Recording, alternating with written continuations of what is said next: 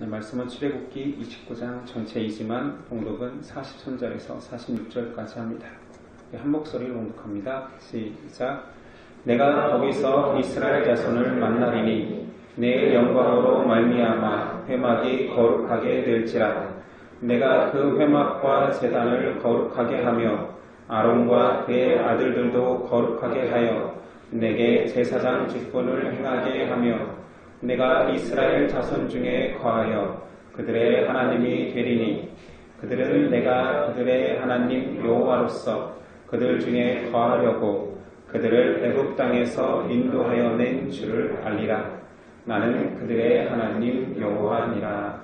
아멘. 오늘 말씀의 제목은 하나님의 제사장. 우리 지난 시간 대제사장의 의복에 대해서 나누었습니다. 오늘 말씀은 그 대제사장이 의복을 입고 위임식을 행하는 장면과 그 대제사장이 이제 그 직분을 감당하면서 매일 드려야 될 번제, 상번제에 대해서 나눌까 합니다. 먼저 하나님은 대제사장을 위임하라 명령하십니다. 그 위임식을 위한 제물을 준비하라 하셨죠. 어린 숫소 하나와 흠없는 순양 둘을 준비하라 하십니다. 또한 위임식에 쓸 무교병, 기름 섞인 무교 과자, 기름 바른 무교 전병을 고운 가루로 만들라 하십니다. 무교병은 전부 다 출애굽 때 은혜를 기억하게 합니다. 아론과 그의 아들들은 앞에서 만들었던 제사장의 의복을 착복하라 합니다. 먼저 옷을 입기 전에 회막문 앞에 가서 대제사장과 그의 아들들을 물로 씻깁니다. 이는 당연히 물로 씻긴다라는 것은 더러운 죄를 가지고 더러움을 가지고 그 의복을 입지 말라는 뜻이겠죠. 아론에게 대제사장의 성의를 입히고 머리에 관유를 굽습니다. 그리고 아들들에게는 제사장의 성의를 입히지요. 앞에서 봤다시피 모든 의복은 모두 다 그리스도의 사역을 상징한다 했습니다. 하나님의 일을 하는 그 직분자들은 그리스도로 옷 입어야 함을 강조했고 기름은 성령의 세례라 했습니다. 이 모습은 대제사장, 제사장뿐만 아니라 성도의 모습이기도 합니다. 그리스도로 옷 입고 성령으로 세례 받아야지만이 하나님의 백성 될 수 있지 않습니까? 그리스도의 거룩한 옷을 입고 성령의 기름 부어진 자들이 곧 제사장이라고 베드로는 말하고 있습니다. 이제 제사장 위임식을 위한 제사를 거행합니다. 준비된 숫송아지로 속죄제를 드립니다. 제사의 모든 절차는 앞에서도 언급했다시피 제물을 가져오고 대제사장 아론과 그의 아들들이 제물에 안수합니다. 죄를 전가하는 것이지요. 그리고 그 죄를 전가받은 소를 잡아 그 피를 제단의 뿔에 바르고 나머지는 단 밑에 쏟습니다. 속죄제는 그 이름에서 말하듯 사람의 모든 죄를 속하는 제사입니다. 그러므로 그리스도의 속죄를 예표한다 할 수 있습니다. 두 번째 제물은 순양이지요. 순양을 가지고 번제를 드리라 합니다. 동일하게 머리에 안수를 한 이후에 그 피를 제단 밑에 쏟습니다.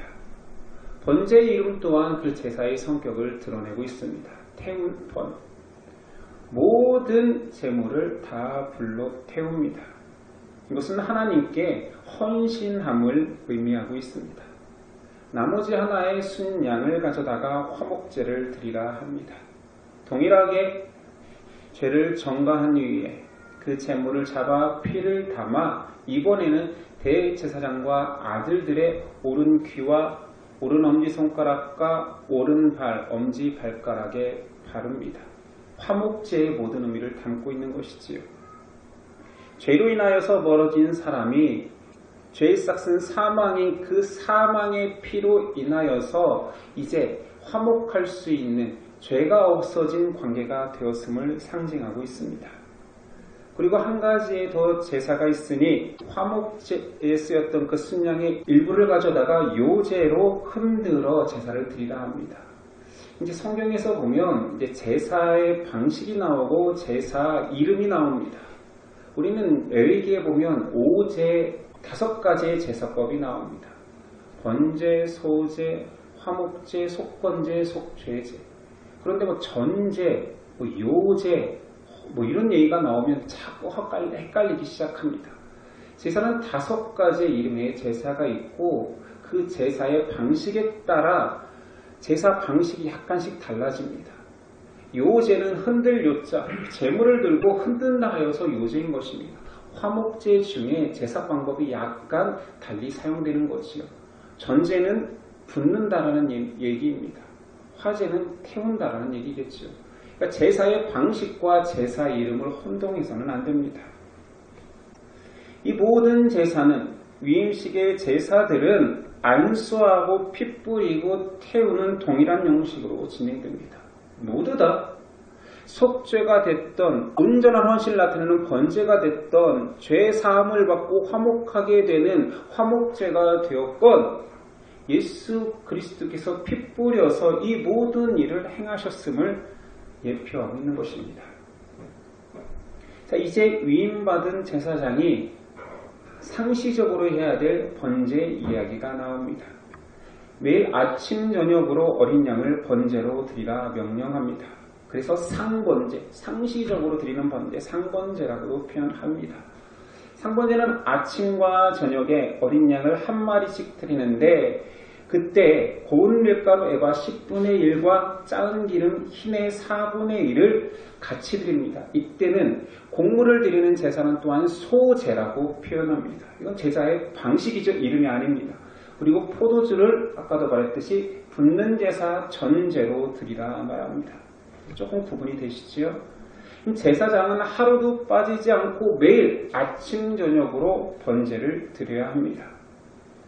예수님께서 영원한 제물이 되어주지 않았더라면 지금도 하나님의 명령은 계속되어서 아침 저녁으로 번제가 드려져야 합니다. 이것이 우리의 계명이니까. 그러나 예수님께서 그 모든 제사를 완성하셨기에 제사장의 상번제가 멈추었습니다. 구약의 상번제가 멈추었다고 해서 신약에도 그 상번제와 같은 정신이 멈춰진 것은 아닙니다. 고린도전서 6장 19절 이하 너희 몸은 너희가 하나님께로부터 받은 바 너희 가운데 계신 성령의 전인 줄을 알지 못하느냐. 너희는 너희 자신의 것이 아니라 값으로 산 것이 되었으니 그런즉 너희 몸으로 하나님께 영광을 돌리라. 여전히 우리는 하나님께 몸을 드려야 되는 제물인 것입니다. 영원한 제물 예수 그리스도께서 대속하셨지만 우리는 작은 예수되어 지금도 하나님께 제사 드리는 삶, 예배의 삶을 살아야 된다는 거지요. 성도는 자신의 몸이 제물이 되어 하나님께 예배를 드리는 존재입니다. 이것을 히브리서에서 말하죠. 13장 15절 이하. 그러므로 우리는 예수로 말미암아 항상 찬송의 제사를 하나님께 드리자. 이는 그 이름을 증언하는 입술의 열매니라.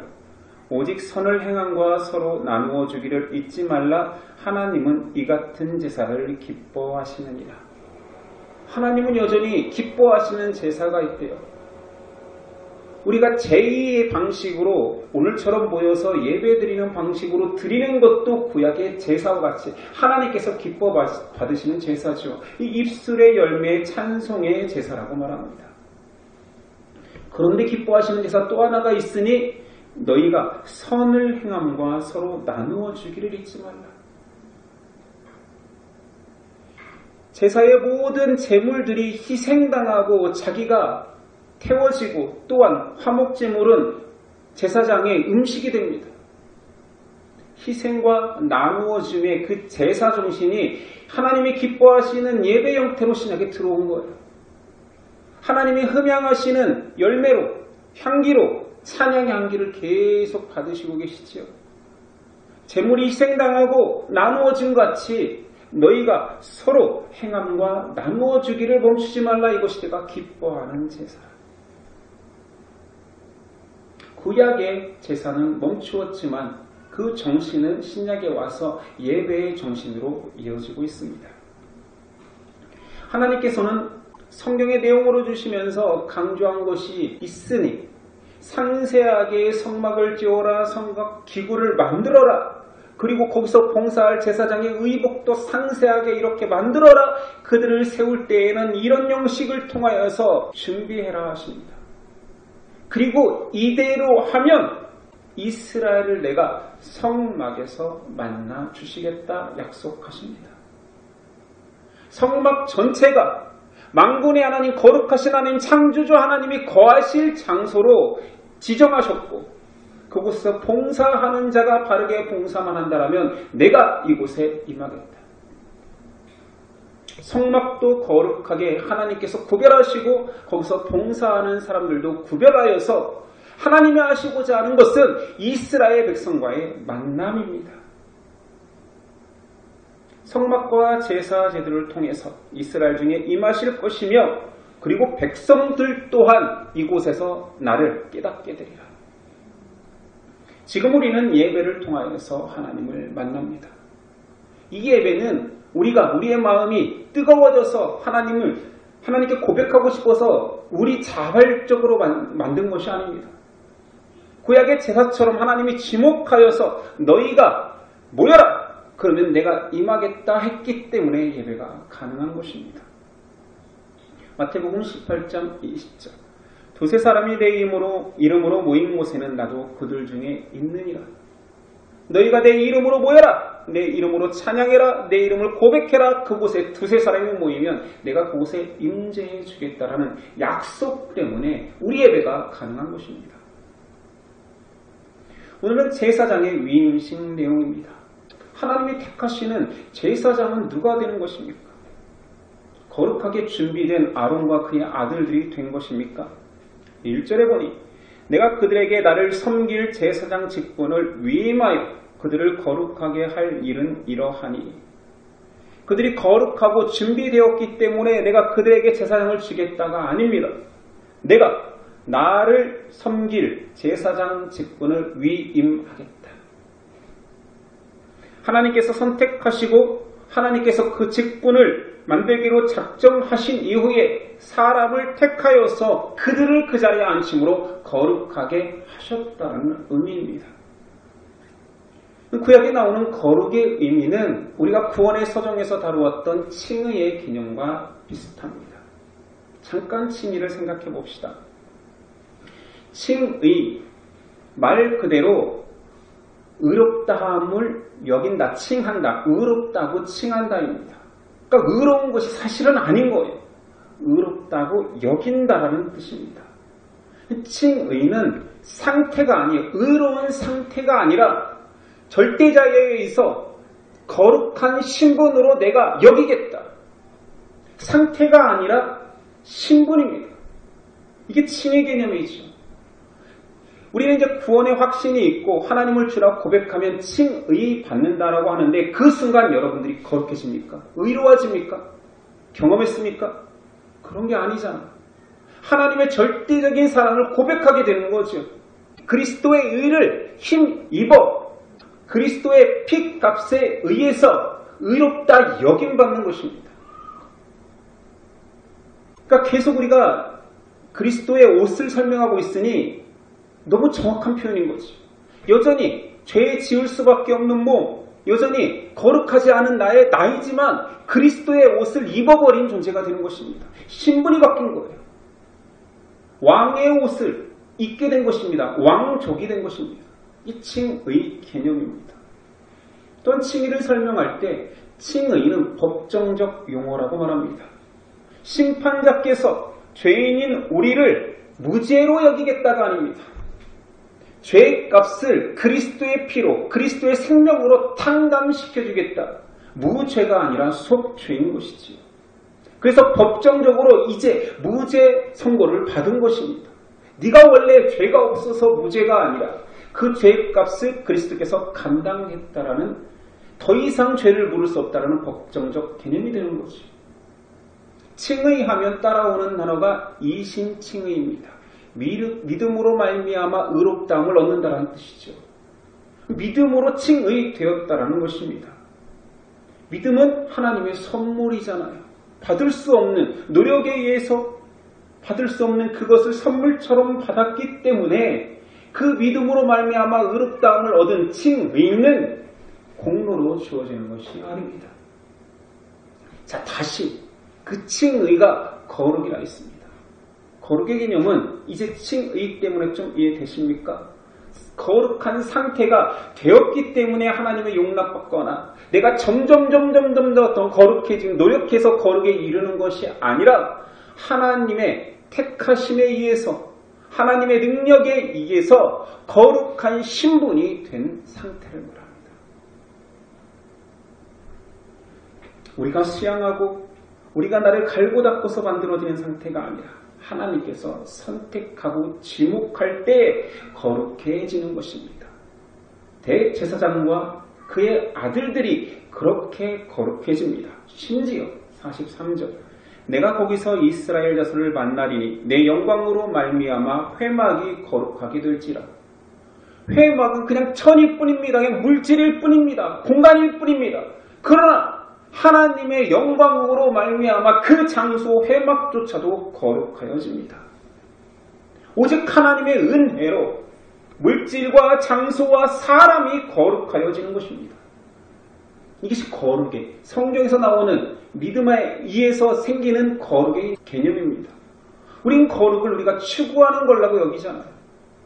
내가 갈고 닦고 수양해야지 조금씩 높아지는 거라고 여기잖아요. 아닙니다.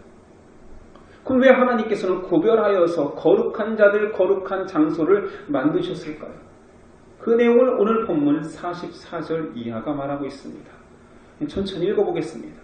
내가 그 회막과 제단을 거룩하게 하며 아론과 그의 아들들도 거룩하게 하여 내게 제사장 직분을 행하게 하며 내가 이스라엘 자손 중에 거하여 그들의 하나님이 되리니 그들은 내가 그들의 하나님 여호와로서 그들 중에 거하려고 그들을 애굽 땅에서 인도하여 낸 줄을 알리라. 나는 그들의 하나님 여호와니라.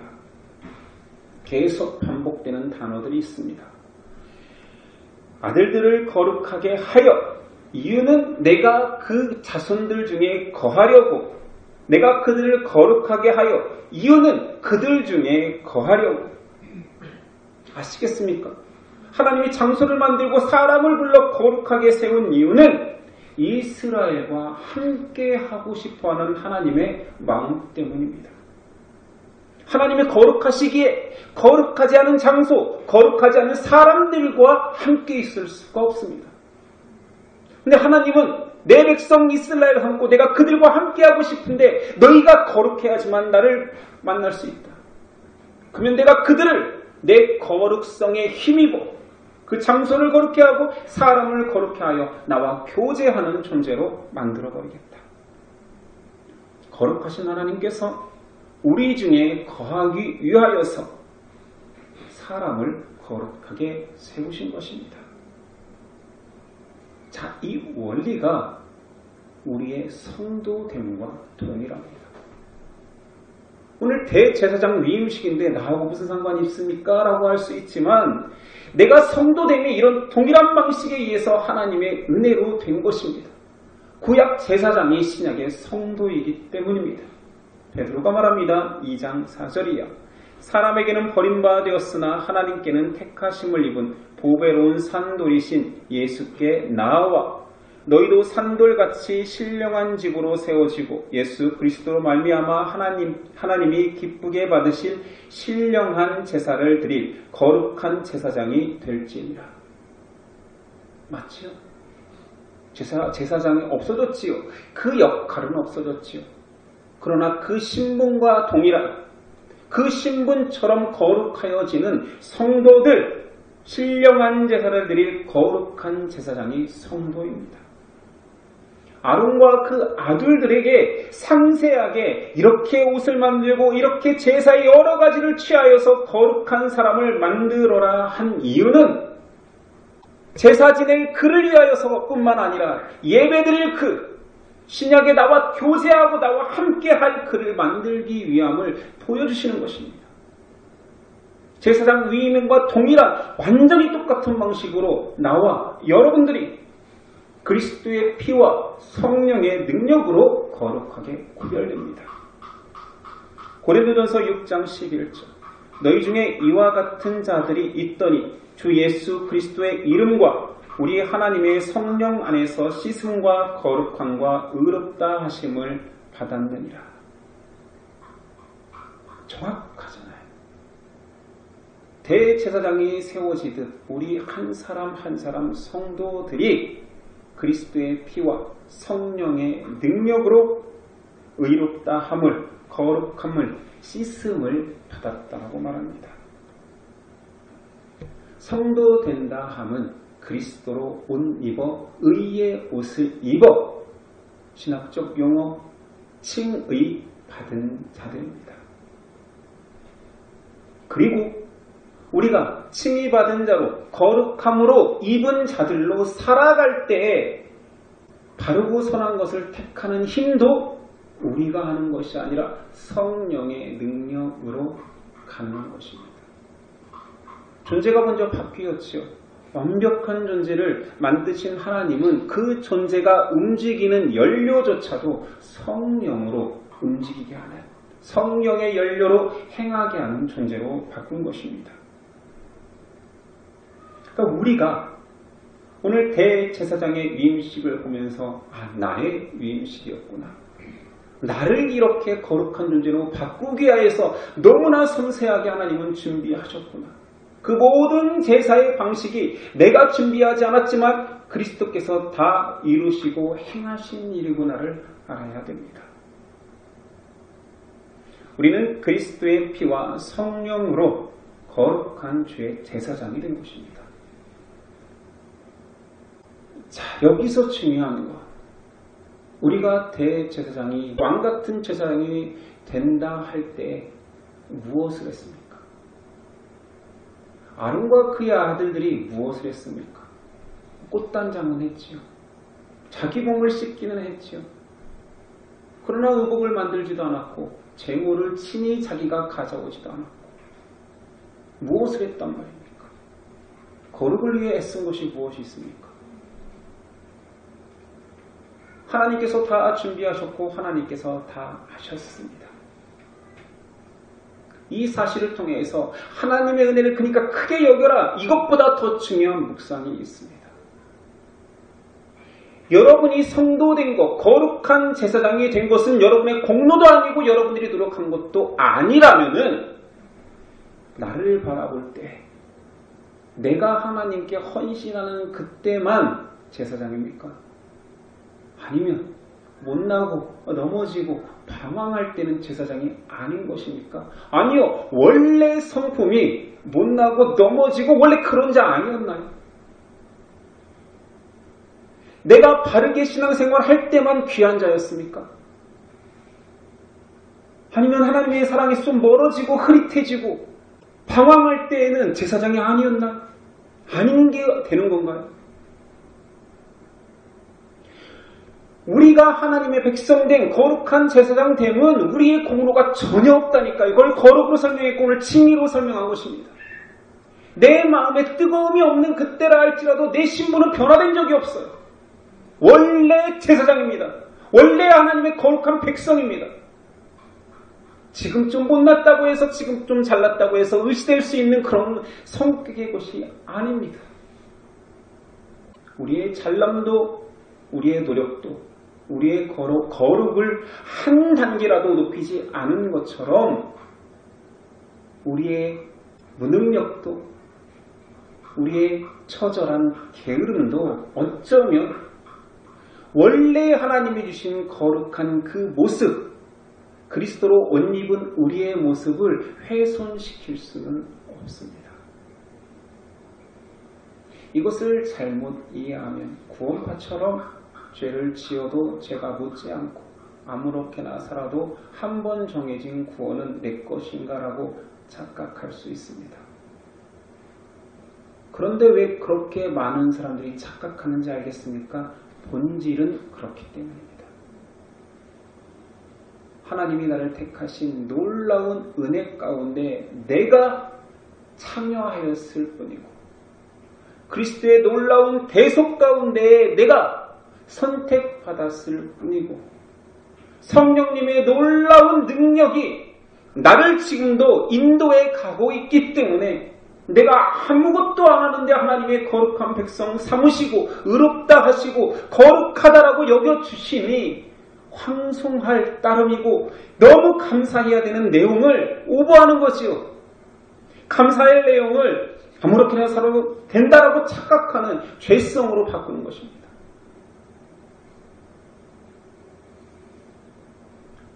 우리가 베이직 좀 못했다고 해서 우리가 성경 좀 못 읽었다고 해서 우리의 가치, 우리의 신분이 변화되는 것은 아닙니다. 우리가 성경을 조금 더 읽었다고 해서 우리가 조금 더 거룩해지는 것이 아닙니다. 원래 거룩은 하나님의 것입니다. 우리가 적용해야 될 부분이 여기에 있습니다. 나의 잘남도 노력도 나의 거룩을 앞당기지 못한다라면 나의 못남과 처절하게 죄된 나의 모습도 나의 하나님의 은혜를 손상시킬 수 없다라는 것을 여러분 잊지 마십시오. 전적인 하나님의 은혜에 의해, 전적인 그리스도의 공로에 의해, 전적인 성령의 역사에 의해 내 신분이 변화된 것입니다. 우리의 성도됨의 가치를 잊지 마십시오. 사람이 못나질 수 있습니다. 사람이 잘나질 수 있습니다. 그때에도 잊지 말아야 될 것은 내 상태가 아니라 나를 구원하신 하나님의 진리의 방식. 내가 하나님의 백성 되었다라고 세상에 선포된 그 진실을 붙들고 신앙생활하는 것입니다. 그렇기 때문에 우리가 마땅히 제사장 다음으로 살아가야겠지요. 예배자 다운 모습으로 살아가야겠지요. 그 진리가 나를 사로잡고 있는데 모호해 줄 수는 없겠지요. 왜냐하면 내 신분이 변화되었고 내 가치가 변화되었고 내 인생의 모든 것이 변화되었고 내 삶의 목적이 변화되었는데 아무렇게나 살 수 있다. 그렇게는 안 사라질 것입니다. 이제 우리는 그리스도를 닮아 하나님의 거룩한 제사장이 되었고 우리의 삶은 거룩한 산 제물이 될 것입니다. 여러분과 제가 오늘 위임받은 대제사장님을 잊지 말고 사는 저 여러분 됐으면 좋겠습니다. 기도하겠습니다. 주님 감사합니다. 다 은혜였군요. 다 하나님이 하셨군요.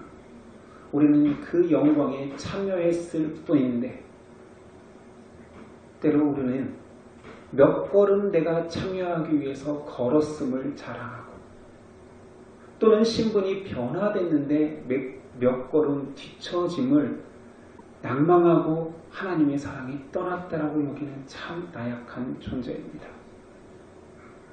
하나님의 사랑이 너무 큽니다. 그리스도의 은혜가 너무 큽니다. 성령님의 역사하심이 너무 큽니다. 그 큰 은혜들을 내 생각과 마음으로 재단하지 아니하고 선포된 말씀, 나에게 주시는 하나님의 진리의 말씀을 붙들고 흔들리지 않고 예배자로 사는 저희 되도록 도와주시옵소서. 귀한 예배자 되겠습니다. 기뻐하는 예배자 되겠습니다. 입술로 찬양하며 사람들을 섬기며 선을 행하는 하나님을 기쁘시게 하는 예배자가 모두 되도록 예신 가운데 능력을 허락하여 주옵소서. 기대하며 예수 그리스도의 이름으로 기도드립니다. 아멘.